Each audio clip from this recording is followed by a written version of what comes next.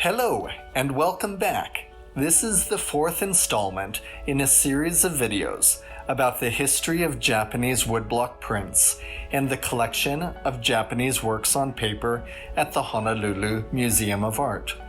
I'm Stephen Salel, the curator of Japanese art. In our last video, we talked about the prints of Torii Kiyonobu I, which reflect the popular culture of Edo during the late 17th century. His subjects were actors from the Kabuki theater and courtesans living in the Yoshiwara brothel district. In the 1710s, towards the end of his career, Kiyonobu imbued the courtesans he depicted with an aura of self-confidence. And in this video, we will discuss another group of artists, the Kaigetsudō school, that described women in a similar manner. The Kaigetsudō school can be a confusing topic within the history of Japanese art because, for various reasons, it's hard to tell the artists apart. They all shared the same subject matter, courtesans from the Yoshiwara district. Other aspects about these artists and their work were homogeneous as well, including the way in which they described their models, the way in which they signed their creations, and even their very names. Several of these similarities stem from the fact that the figures painted by Kaigetsudō Ando, the founder of the Kaigetsudō school, appear more like idealized archetypes of feminine beauty than like real people. Unlike Kiyonobu, who identified each of his models as a historical figure by inscribing her name, Ando was interested in anonymous figures who represented an idealized archetype of feminine beauty. For this reason, we will avoid using the word portraiture when describing the prints and paintings of the Kaigetsudō school. Let's consider the elements of this archetype by analyzing a print by Ando's student Kaigetsudō Dohan. The model appears in full figure as the solitary focus. She is shown standing upright in a 1/4 position. The overall shape of her head is rectangular. Her eyes are relatively narrow. Her eyebrows and her nose are prominent and well-defined, while her mouth is small and roughly the width of her nose. These facial characteristics, along with her straight posture, convey an aura of confidence. She is extremely fashionable. Her long hair is drawn back from her face and gathered behind her head with a tortoiseshell comb, as was popular in Edo during the early 18th century. She wears a kimono with several layers, and aside from the white underkimono visible at her neck, each layer has a distinct, intricate design. As we proceed further down, the image becomes increasingly abstract.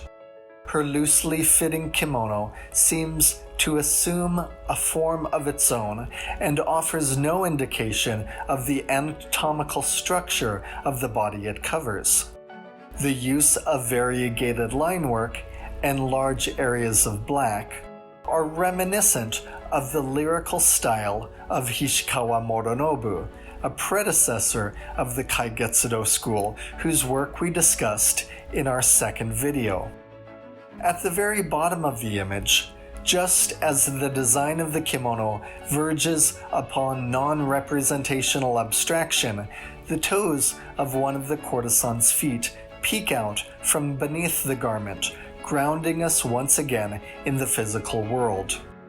This archetype of feminine beauty appears in most of the paintings and prints by the Kaigetsudō school artists, including those by Kaigetsudō Ando, as well as his students Kaigetsudō Anchi, Kaigetsudō Dohan, Kaigetsudō Doshin, and Kaigetsudō Doshu. In addition to the similarities in their imagery, These artists are also easily confused because of their names, which typically only differ from one another by a single kanji character when written, or by a single phoneme when pronounced. The problem is exacerbated by the formulaic way in which the artists inscribed their artworks. Several of the works read, "An amusing picture in the Japanese style, drawn by so-and-so, the last leaf of the Kaigetsudō lineage." So although we have identified why the artists of the Kaigetsudō school are so difficult to differentiate, we haven't yet discussed their apparent reluctance to distinguish themselves as individual artists.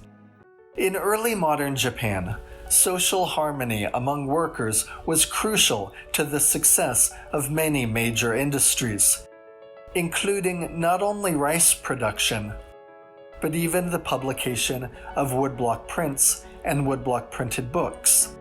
The desire to avoid unnecessary competition with teammates likely contributed to the fact that, before Hishikawa Morinobu, artists did not record their names on prints they designed. Similarly, even though each of the Kaigetsudō school artists inscribed his name on his artworks, by aligning himself in name and style with his teacher and comrades, he emphasized his allegiance to the school. Though this community-minded spirit similarly flowed to some extent through the Yoshiwara, literature about the brothel district, including the novels of Iihara Saikaku and more historical documents, emphasized its hierarchical nature. In order for a woman to rise through the ranks and attain financial security and social respect, she needed to attract a number of wealthy patrons. The more wealthy men she attracted, the better.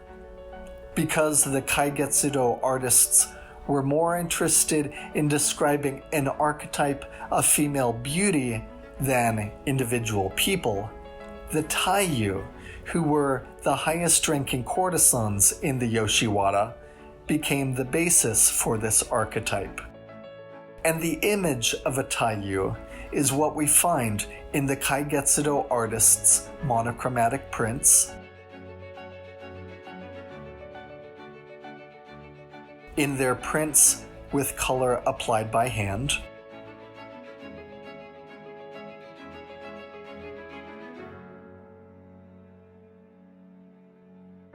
and in the hanging scrolls that they painted.